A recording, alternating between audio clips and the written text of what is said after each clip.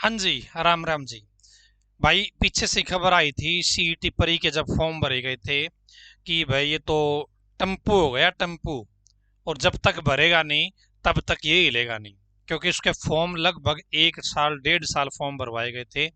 तब जाके वो टम्पू फुल हुआ था और फिर जाके मेंस का प्रोसेस या सीईटी परी का पेपर हुआ था। इसी तरीके की एक और चीज है, सीईटी पर एक और कोर्ट केस हो गया है। एक और नया कोर्ट केस किस चीज का हुआ है, उससे पहले कुछ चीजें और भी हमें शायद बातचीत कर लेनी चाहिए आपके साथ। वो क्या है? सीईटी सीईटी का जो नोटिफिकेशन सरकार ने निकाला था ना, सीईटी का जो नोटिफिकेशन सरकार ने निकाला था वो मात्र 7 पेज का था मेरे हिसाब से। 7 पेज से भी कम का था। ठीक है, 7 पेज भी नहीं थे और सीईटी को एक्सप्लेन कर रखा था। अब एक कोई नई पॉलिसी है जिसके आधार पे आगे भर्तियां होनी है। मात्र 7 पेज में एचएसएससी ने, हरियाणा सरकार ने, सॉरी एचएसएससी ने नहीं, हरियाणा सरकार ने नोटिफिकेशन निकाल दिया कि अब आगे से जितनी भर्तियां हुआ करेगी इस सीईटी के बेस पे हुआ करेगी। और ये कंडीशन है, ये टर्म्स है 7 पेज के अंदर। अब सीईटी के ऊपर इतने केस हो गए हैं, अनलिमिटेड केस हो गए हैं। नोटिफिकेशन 7 पेज का और केस अनलिमिटेड। लगातार नए नए केस होते आ रहे हैं। और आज जो केस हुआ है ना, उसमें तो यदि वो खबर सच है तो दोस्तों पूछो ही मत आप। ये नोटिफिकेशन, आप किसी भर्ती का नोटिफिकेशन देखना, किसी अन्य जगह का, अन्य स्टेट का, वहां पे नोटिफिकेशन मिलेंगे आपको लगभग 60 पेज के आसपास। यदि 10 पोस्ट निकलेगी ना वहां पे, तो भी वहां पे 60 पेज का नोटिफिकेशन मिलेगा, हर चीज को क्लैरिफाई किया हुआ। यदि सीईटी को भी अच्छे से क्लियर करके अच्छे से एक्सप्लेन किया जाता, 7 पेज में नहीं आता। अब भाई इतने की जगह में इतना काम नुड़ाओगे तो भाई साहब कुछ चीज काटोगे कुछ छोड़ोगे, तो केस तो होने होने थे।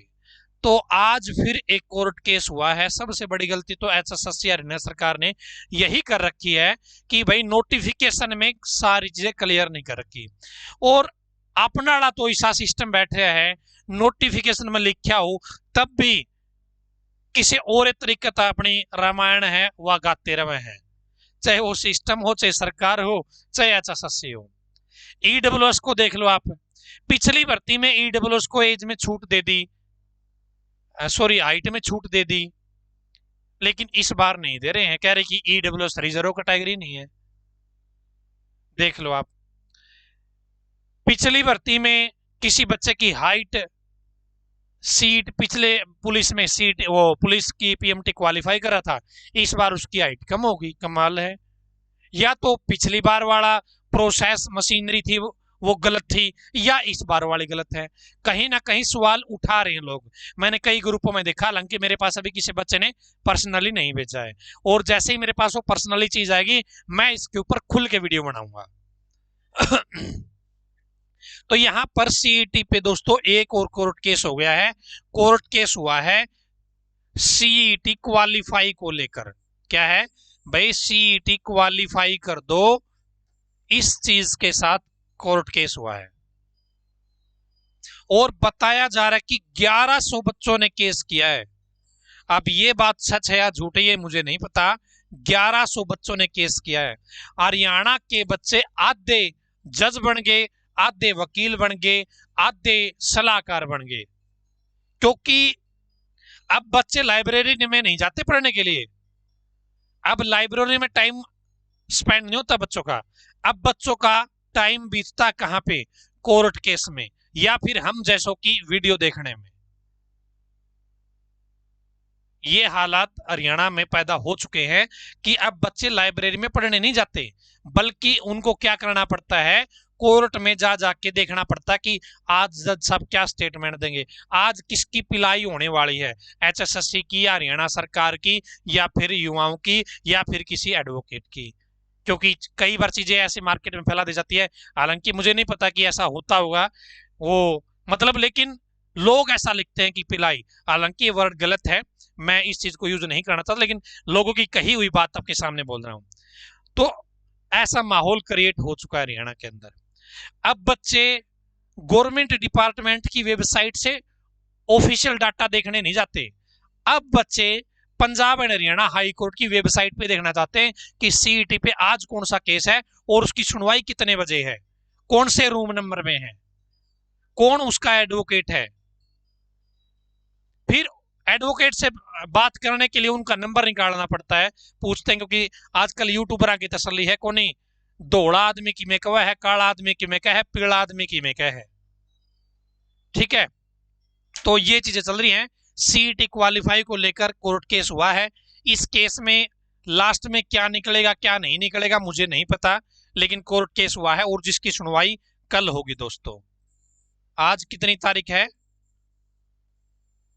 तो कल इसकी सुनवाई होगी। मैं वो दिखा भी देता हूं आपको,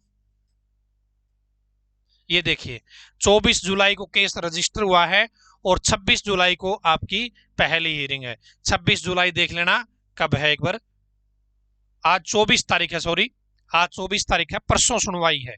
ठीक है, परसों सुनवाई है जी, आप यहां पे देख सकते हैं। ये केस बताया जा रहा है कि 1100 बच्चों ने किया है, 1100 बच्चों ने किया है, ऐसा कहा जा रहा है। अब सच है या झूठ है मुझे नहीं पता, लेकिन क्या, लेकिन सरकार ढंग तक काम कर लेती तो बालका ने क्यों ये धक्के खाने पड़ते। जिस बच्चे को लाइब्रेरी में बैठ के अपनी किताबों के ऊपर टाइम देना चाहिए, वही बच्चे या तो किसी आंदोलन में धरने पे बैठे हैं, या फिर वो माननीय कोर्ट के दरवाजे खटखटा रहे हैं, या किसी नेता के ऑफिस में चक्कर काट रहे हैं, या फिर कहीं नेता सभा करने जा रहा है लोगों की, वहां पे लोगों को जाना पड़ रहा है कि आज हमारे मुख्यमंत्री साहब कहां पे आ रहे हैं, ताकि वहां पे जाके हम अपनी बात को रख सकें। ये चीजें हो रही है। तो ये कोर्ट केस हुआ है सीईटी पर कि भाई सीईटी को क्वालिफाई कर दिया जाए, सभी को मौका दिया जाए आगे के प्रोसेस में। आपकी क्या राय है जो मैंने कहा है? यदि गलती से किसी की भावनाओं को ठेस पहुंची है तो उसके लिए मैं माफी चाहता हूं। धन्यवाद।